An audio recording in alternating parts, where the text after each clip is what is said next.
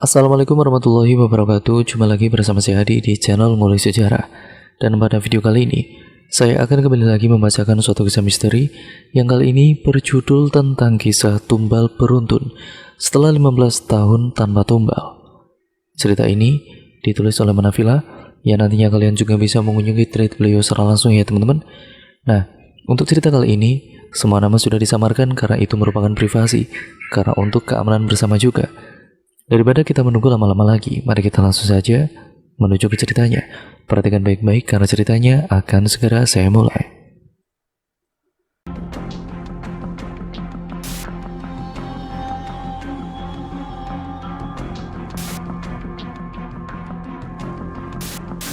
Tepat di tahun 2000-an, di usia Ningsih 22 tahun, itu awal mula petaka yang harus dialami olehnya.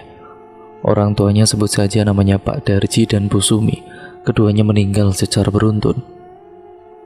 Menurut Ningsih, Pak Darji meninggal karena penyakit yang menyerangnya dan faktor usia. Karena sebelumnya Ningsih tidak mengetahui tentang apa yang sebenarnya terjadi. Sebelum Pak Darji meninggal dunia, beliau sudah memberikan warisan untuk anak-anaknya. Anaknya ada 4 termasuk Ningsih. Mereka sudah dibuatkan rumah. Pak Darji saat itu berpesan kepada istrinya, "Bu, titip anak-anak dan tatah anak-anak untuk bisa hidup mandiri ya, dengan apa yang sudah saya dapatkan." Itu wasiat yang disampaikan Pak Darji kepada istrinya. Setelah wasiat itu disampaikan, tidak berselang lama Pak Darji meninggal dunia. Ningsih mengira kalau ayahnya meninggal akibat penyakit yang dideritanya dan juga faktor usia. Selang 1 tahun disusul oleh ibunya. Namun sebelum ibunya Ningsih meninggal dunia, beliau menginginkan Ningsih yang waktu itu masih kuliah. "Kamu nikah ya? Cuma tinggal kamu yang belum menikah. Kakak-kakak kamu sudah menikah dan punya anak semua." Tapi waktu itu Ningsih menolak permintaan ibunya, dikarenakan dia masih muda, jadi tidak berpikir sedikit pun untuk menikah. Sampai setengah tahun permintaan ibunya itu tidak dipenuhi oleh Ningsih. Dan tepat 1 tahun setelah ayah kandungnya meninggal, disusul oleh ibunya. Kematian ibunya merupakan duka mendalam bagi Ningsih karena ia tidak bisa memenuhi keinginan ibunya untuk yang terakhir kalinya.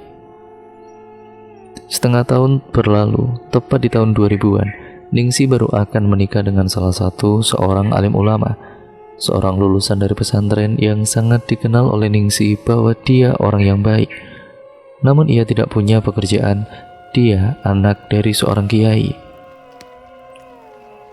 Ningsih meminta kakak-kakaknya untuk datang ke rumah calon suaminya, yaitu Mas Hasan. Menurut penuturan Ningsih, dia adalah lelaki yang bisa membimbingnya. Melalui bantuan ketiga kakaknya, salah satunya yang paling tua itu datang ke rumah Pak Kiai, menjelaskan secara langsung keinginannya. "Pak Kiai, bolehkah Hasan menikah dengan adik saya Ningsih?" Akhirnya Ningsih menikah dengan Hasan tepat di tahun 2000.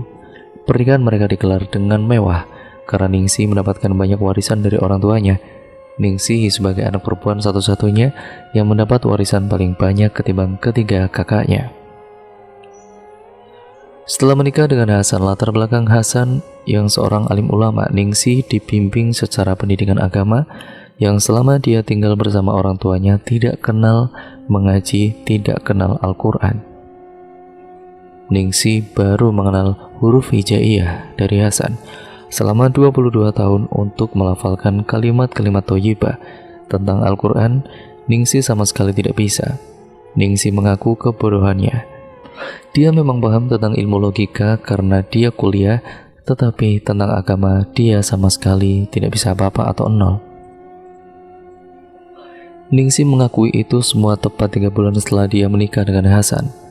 Dan di hari itu juga kakaknya Ningsih yang menjadi wali dari Ningsih mengalami sebuah kecelakaan tragisnya yang membuat kakaknya itu meninggal dunia.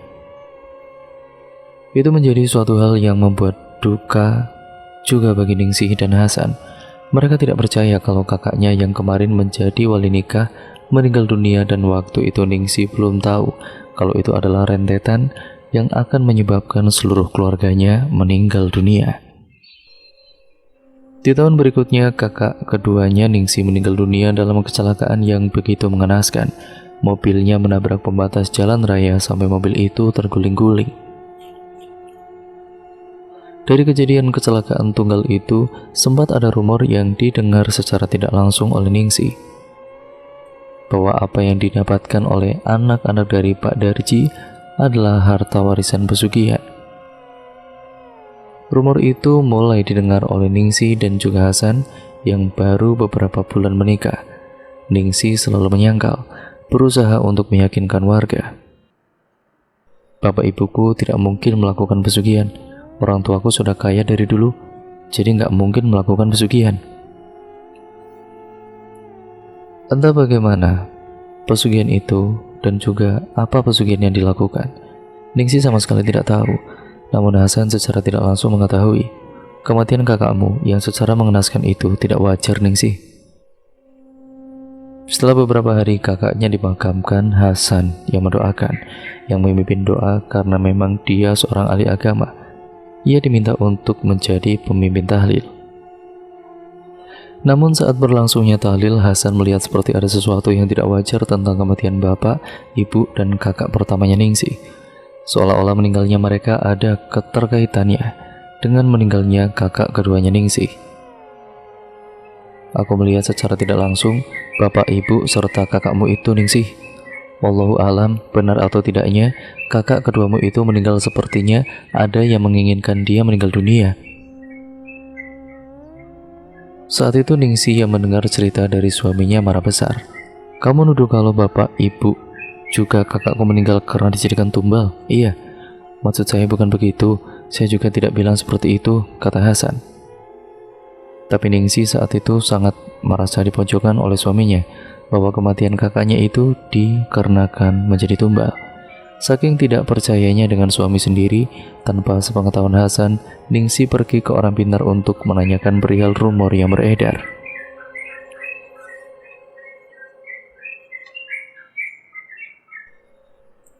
Satu persatu orang pintar yang ia tahu dia datangi.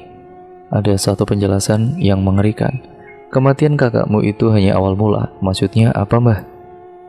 Dari beberapa orang pintar yang ia datangi, jawabnya selalu sama. Itu hanya awal mula dan akan diikuti korban-korban selanjutnya. Karena menyerahkan nyawa itu sudah menjadikan kewajiban dari orang ataupun sosok yang pernah melakukan sesembahan yang tidak lain bersekutu dengan setan pesugihan. Saat itu Ningsih yang mendengar perkataan dari beberapa dukun menanyakan, sebenarnya siapa yang melakukan pesugihan? Bapakmu dan ibumu, Ningsih. Saat mendengarkan penjelasan dari beberapa dukun, akhirnya Ningsih percaya bahwa yang dirumorkan para warga itu benar. Ningsih pun menanyakan, pesugihan apa? Dan kenapa dari dulu aku dilahirkan dan dibesarkan kok tidak ada tumbal? Tapi kenapa semua itu terjadi setelah bapak ibu meninggal? Dijelaskan juga bahwa penyebab kematian dari kakaknya Ningsih, pesugihan yang dilakukan oleh bapakmu dan ibumu itu adalah perjanjian pesugihan jual umur. Mungkin 20 tahun atau 15 tahun, saya kurang paham, tapi yang pasti setelah kedua orang tuamu meninggal dan dia tidak mewariskan pesugihannya, maka tumbal-tumbal nyawa itu akan diambil setiap tahunnya, dan ini baru awal mula, yaitu kakak-kakakmu. Mendengar penjelasan itu, rasa was-was benar-benar muncul karena dari beberapa dukun jawabannya sama. Ningsih yang sudah mendapatkan jawaban dari rumor itu, ia pun akhirnya menceritakan ke Hasan bahwa apa yang disangkakan selama ini itu benar. Ternyata benar apa yang kamu katakan, Mas. Dulu kamu bilang kakakku meninggal tidak wajar. Setengah tahun yang lalu aku ingat kakakku meninggal kecelakaan tunggal, dan kamu bilang bapak, ibu, dan juga kakak pertama itu arwahnya tidak tenang, kan? Iya benar. Aku cemas dan khawatir, Mas. Nanti siapa lagi yang akan dijadikan tumbal? Kamu itu gak boleh ngomong kayak gitu. Kamu banyak-banyak berdoa dan meminta perlindungan kepada Allah. Sampai singkat ceritanya, ternyata tumbal itu berlanjut. Istri kakak pertamanya Ningsih meninggal dalam keadaan sakit-sakitan. Yang menurut kabar atau rumor yang beredar dari keluarga besarnya, semenjak suaminya meninggal dia sering termenung, bahkan sering melamun. Pikirannya kosong seperti orang tidak menerima kematian suaminya yang begitu mendadak.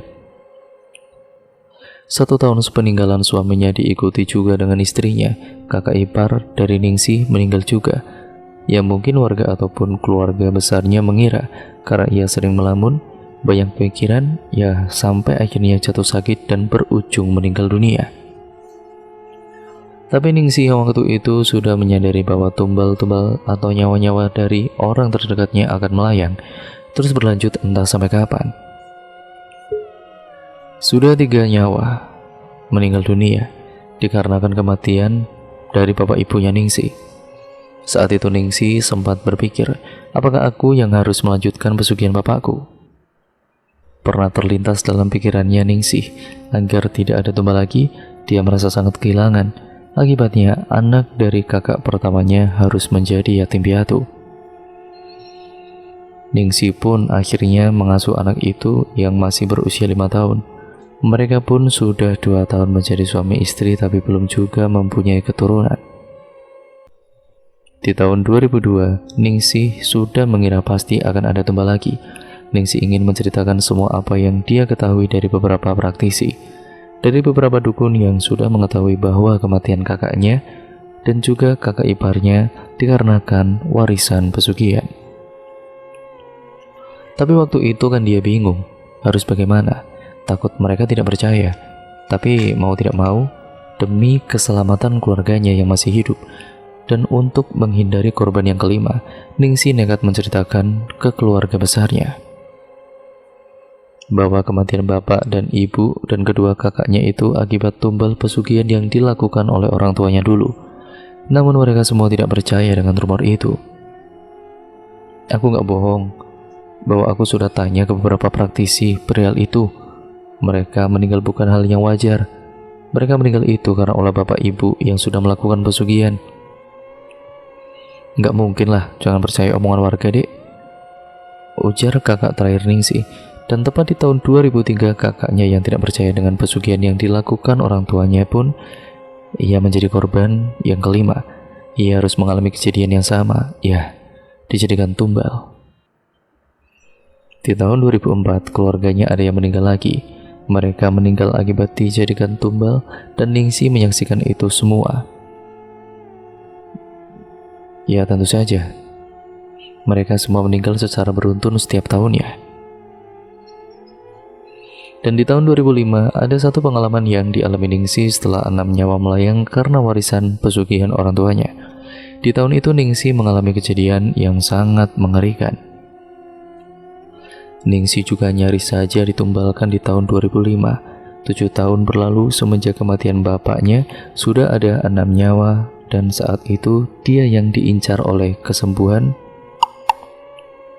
Dan saat itu dia yang diincar oleh sesembahan orang tuanya. Ningsih merasakan bahwa apa yang dialami kakak-kakaknya mungkin saja sama persis dengan Ningsih.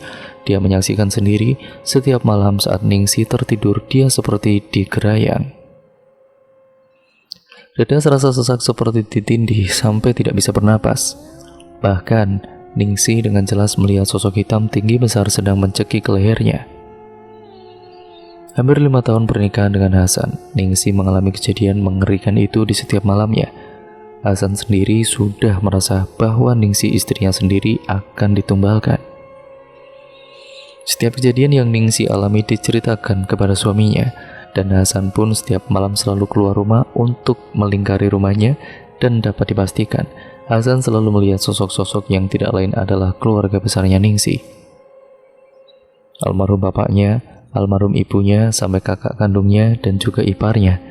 Korban dari tumbal itu semuanya nampak seakan-akan mengajak Ningsih untuk menjadi pengikutnya. Apa yang dilihat oleh Hasan pun diceritakan kepada Ningsih, bahwa mereka itu benar-benar tidak tenang. Mereka itu ingin mengajak kamu harus hati-hati ya. Kamu harus benar-benar bisa menjaga diri kamu.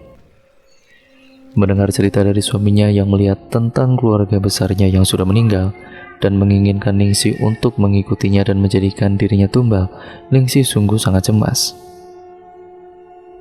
Keadaan yang begitu mencekam teror di tahun 2005, di setiap malam dialami Ningsih.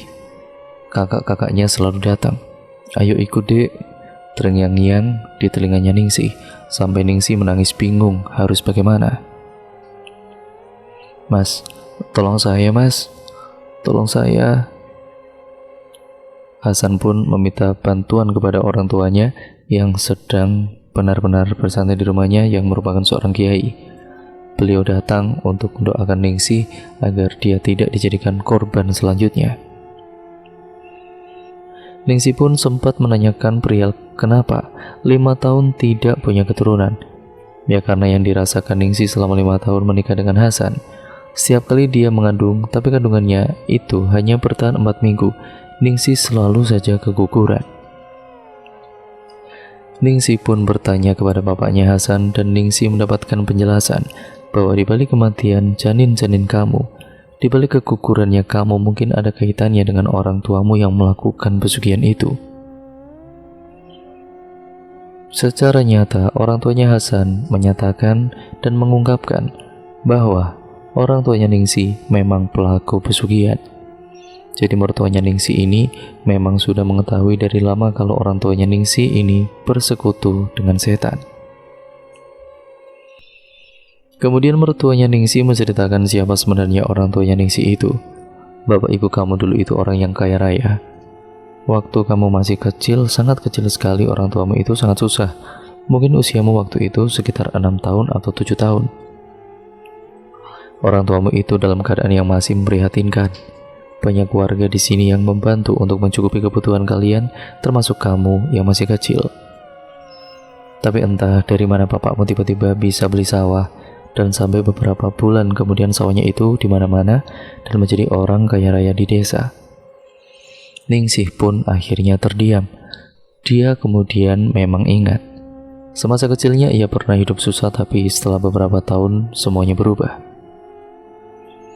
Saat tahun 98, saya sudah menduga kalau orang tuamu akan meninggal, dan ternyata dugaan saya benar. Apa yang dilakukan oleh bapak kamu itu adalah pesugihan jual umur. Dari salah satu orang yang paling dekat dengan bapak kamu. Kalau kamu pengen tahu, kesanalah. Dia orang yang sudah membuat bapak kamu itu kaya, dan dia orang yang sudah menjerumuskan bapak kamu. Orang itu masih hidup. Dan saat itu juga Ningsih benar-benar pengen tahu siapa orang yang sudah mengantar bapaknya melakukan pesugihan itu. Beberapa hari setelah dia mendapatkan sebuah berita bahwa ada orang yang menjadi saksi hidup yang tidak lain adalah Pak Tomo. Ningsih dan juga suaminya pun mendatangi Pak Tomo. Saat itu Pak Tomo bingung dan juga kaget. Kalian kesini ada apa? Saya kesini mau menanyakan perihal almarhum bapak saya. Apakah benar bapak ini yang sudah mengantarkan bapak saya untuk melakukan pesugihan? Loh, kamu tahu dari siapa? Saya tahu dari Pak Kiai, bapak suami saya. Pak Tomo pun menghela nafas panjang. Yang kamu mau tanyakan apa, nak? Kata Pak Tomo. Yang saya mau tanyakan, kenapa bapakku sampai detik ini menumbalkan anak-anaknya? Dan Pak Tomo pun menceritakan secara detail. Kalau kamu pengen dengar tentang kenapa kakak dan keluarga besar kamu itu meninggal, saya tahu, sudah tahu semuanya semenjak bapakmu itu datang ke tempat pesugihan. Awalnya saya tidak mau menerima apa yang diminta almarhum Pak Darji untuk datang ke pesugihan, tapi dia merengek bersama istrinya, yaitu almarhum ibu kamu itu, Bu Sumi. Mereka berkali-kali, bahkan sampai 3 bulan mereka datang terus ke rumah saya. Sampai akhirnya saya merasa iba dan mengantarkan mereka. Tapi saya tidak mau bertanggung jawab untuk setelahnya, dan bapakmu itu menyanggupi. Dia melakukan ritual bersama ibu kamu. Di dalam ritualnya itu tidak cuma sehari 2 hari, tapi sampai 21 hari. Keduanya melakukan ritual, dan kalian, anak-anaknya yang masih kecil waktu itu, ikut dan dititipkan kepada saya. Oh iya, saya masih ingat Pak, saya kira bapak ibu kemana.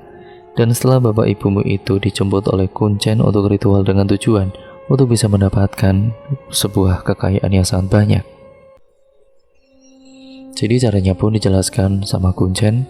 Dulu bapakmu itu kuli sawah, dan keinginan orang tuamu itu kepingin punya banyak sawah. Dan yang membuat saya benar-benar tidak percaya ternyata pesugihannya itu pesugihan jual umur, dan si Kuncen itu sempat menjelaskan ke bapak kamu dan ibu kamu. Kalian akan sukses, tapi setelah 15 tahun, seperti apa yang kamu janjikan dengan sesembahanmu itu? Nyawa keluargamu akan diambil. Itu kalimat yang diucapkan oleh Kuncen waktu itu. Ningsi dan juga Hasan mendengarkan apa yang diceritakan Pak Tomo dengan tenang.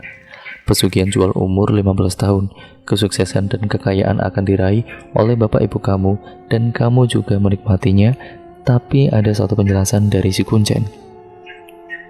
Jika pesugihan jual umur yang dilakukan bapak ibu kamu tidak diwariskan ke anak-anaknya, maka keturunannya lah yang mendapatkan warisan pesugihan itu akan menjadi tumbalnya.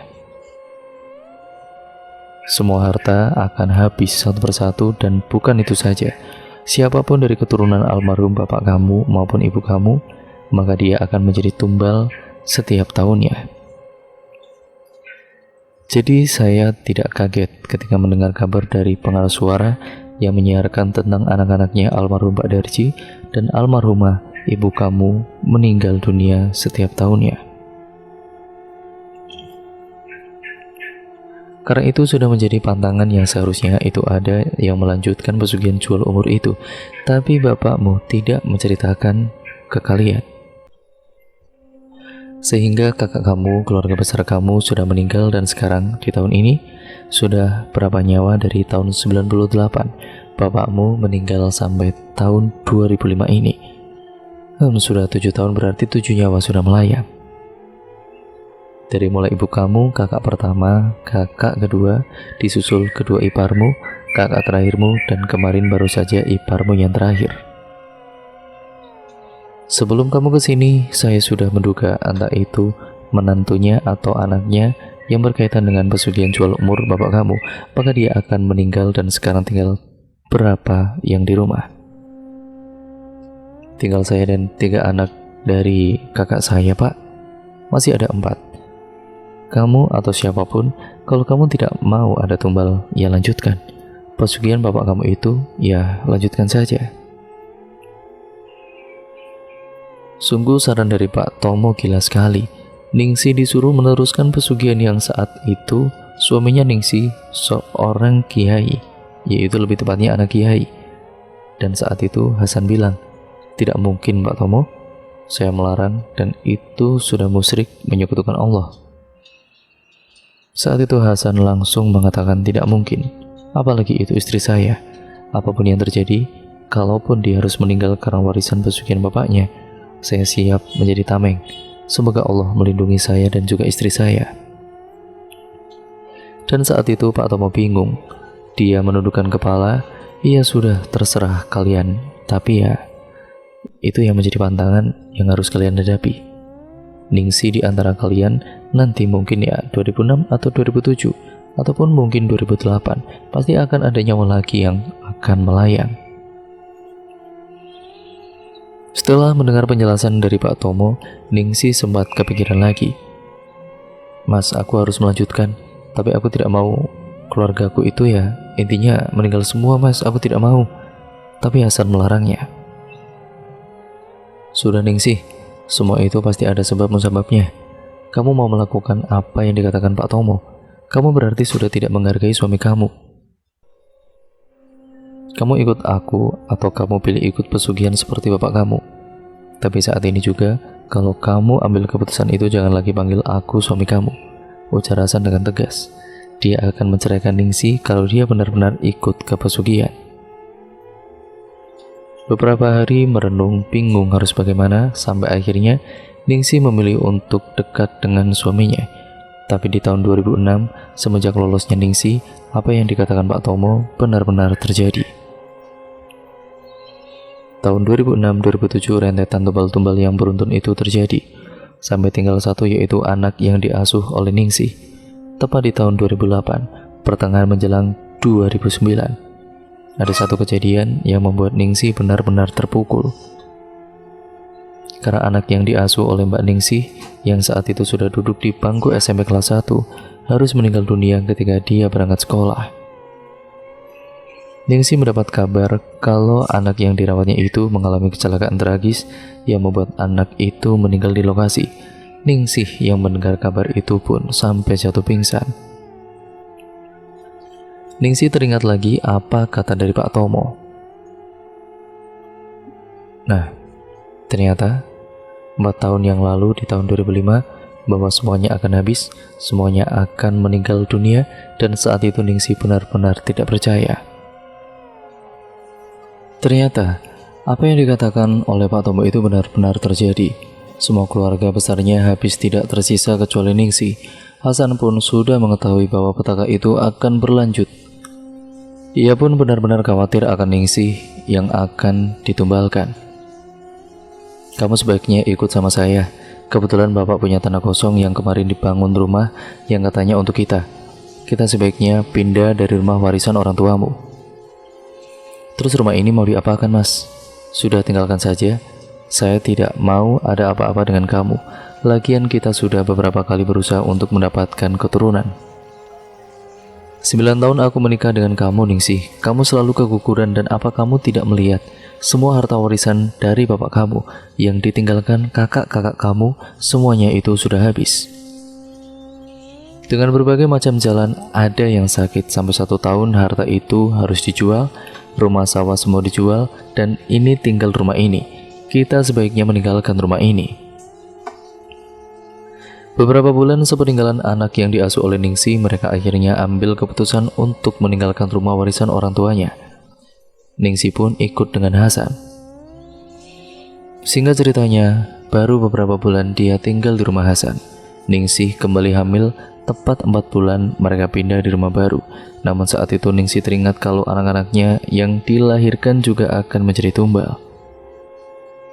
Ningsih sangat hati-hati menjaga kandungannya pada kala itu, dan di tahun 2009 ketika janin yang baru berusia beberapa minggu, Ningsih sangat hati-hati. Ningsih selalu berzikir dan terus berdoa di setiap harinya untuk calon bayi yang dikandungnya. Ningsih berdoa dibimbing Hasan dan juga dibantu mertuanya yang seorang kiai. Saat itu mereka semua benar-benar berusaha menjaga kandungannya Ningsih. Tapi saat usia kandungannya hampir 4 bulan, Ningsih merasakan perutnya seperti dikoyak-koyak sesuatu. Mas, perutku seperti dikoyak-koyak, Mas. Sakit sekali. Dan pada saat itu Hasan yang mendapatkan pengaduan dari istrinya. Hasan melihat secara langsung ada sosok iblis yang ingin merenggut kandungan istrinya.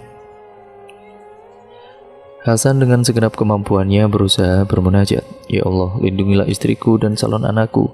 9 tahun aku tidak diberikan keturunan. Selamatkanlah anakku itu, ya Allah." Hasan terus berdoa dan dibantu oleh bapaknya. Mereka berdoa bersama-sama, namun saat itu perutnya Ningsih semakin terkoyak-koyak, sampai wajahnya Ningsih merah dengan keringat yang bercucuran. Hasan terus berdoa lantunan ayat kursi yang seakan-akan dikhususkan untuk kandungan istrinya, sampai Hasan melihat ada sinar masuk ke dalam perut istrinya dan sosok yang ingin mengambil anak itu tiba-tiba kabur. Saat itu Ningsih sudah lemas, tidak berdaya.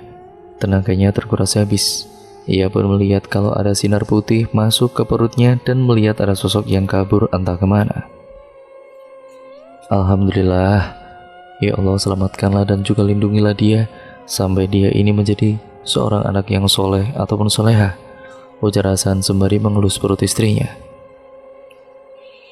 Tapi di balik selamatnya kandungannya ini, rumah warisan dari orang tuanya Ningsih yang sudah ditinggal lama menjadi terbengkalai. Dari penjelasan beberapa warga, mereka mengadu kalau rumah itu seperti rumah teror pesugihan. Banyaknya orang-orang yang sudah meninggal, terutama keluarga besarnya Ningsih, dari bapak ibu sampai semuanya itu ada di rumah yang sering menakut-nakuti warga. Ningsih yang mendengar penjelasan dari beberapa warga itu, ia penasaran dan ada rasa ingin tahu apakah benar yang dikatakan para warga itu. Mereka datang di sore harinya ketika pintu itu dibuka. Hasan melihat bayangan seluruh keluarga istrinya dengan wajah yang keadaan yang benar-benar sangat memprihatinkan dan mengerikan. Di belakang tubuh almarhum bapak ibunya Ningsi ada sosok yang menjaga mereka. Ningsi yang baru beberapa langkah masuk ke dalam langsung menjerit ketakutan. "Mas, tolong mas, itu apa mas?" Hasan yang mengetahui itu adalah arwah atau jin yang memanfaatkan keluarga besarnya Ningsi, yang memang semuanya itu meninggal karena ditumbalkan. Hasan langsung memanjatkan doa sembari duduk bersila di depan pintu masuk. Ningsi mundur ke belakang menunggu suaminya selesai. Setelah semua selesai, sang suami mengajak Ningsi untuk melihat ke dalam. Suasana rumah itu memang mengerikan. Banyak suara benturan, tangisan, dan jeritan yang tidak lain itu suara dari keluarga besarnya. Ningsih sampai menitikkan air mata karena mendengar suara jeritan mereka. "Mas, tolong mas, bantu keluarga saya mas. Jangan jadikan mereka budak pesugihan mas. Selamatkanlah mereka mas. Berdoa saja agar bisa mereka itu bisa tenanglah ditempatkan di sisi Allah yang terbaik juga. Doakan saja, karena hanya kita yang bisa mendoakan, dan hanya kamu satu-satunya keluarga yang masih hidup." Namun Ningsi meminta bantuan kepada suaminya untuk mendoakan. "Ikuti aku." Ningsi pun membacakan ayat kursi Al-Quran bersama suami. Sekitar jam 4 suara tangisan itu nyaring didengar oleh Ningsi. Dengan badan yang gemetar, Ningsi membacakan doa sembari menangis. "Sudah, kamu fokus saja berdoa. Doakan mereka agar mereka itu tenang. Ikuti saja apa yang aku baca." Hasan berdoa di ruangan tengah. Dia duduk bersila dengan beralasan lantai yang berdebu. Setelah doa yang dipanjatkan oleh keduanya selesai, suara benturan, suara tangisan, dan suara jeritan itu hilang secara tiba-tiba. "Mas, keluar mas, aku tidak kuat." Ningsi sudah benar-benar tidak kuat melihat mereka yang sedang kesakitan. Mereka berdua pun mengunci kembali pintu rumah itu. Sesamanya di rumah, mertuanya Ningsi pun menyarankan sebaiknya rumah itu dihancurkan saja agar tidak mengganggu warga sekitar. Dan kalau bisa, setelah rumah itu dihancurkan, wakafkan saja untuk masjid ataupun musola atau hal-hal yang bermanfaat untuk warga. Yang intinya untuk almarhum keluarga kamu yang sudah meninggal.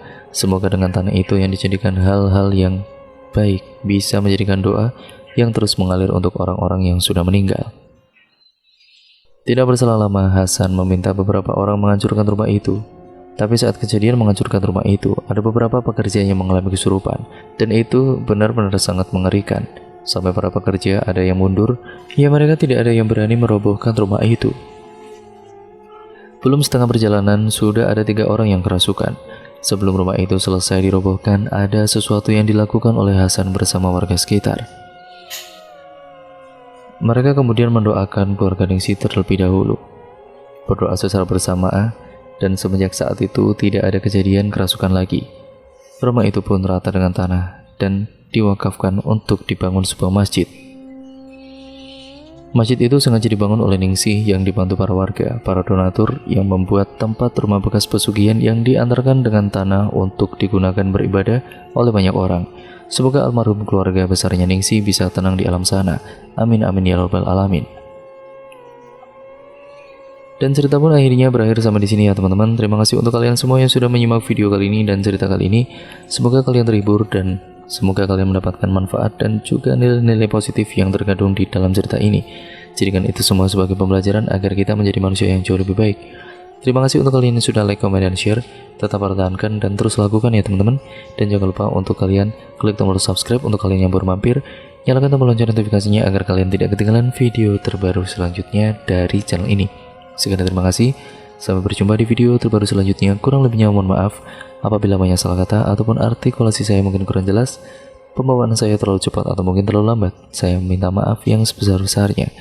Sekian video ini saya akhiri. Wassalamualaikum warahmatullahi wabarakatuh.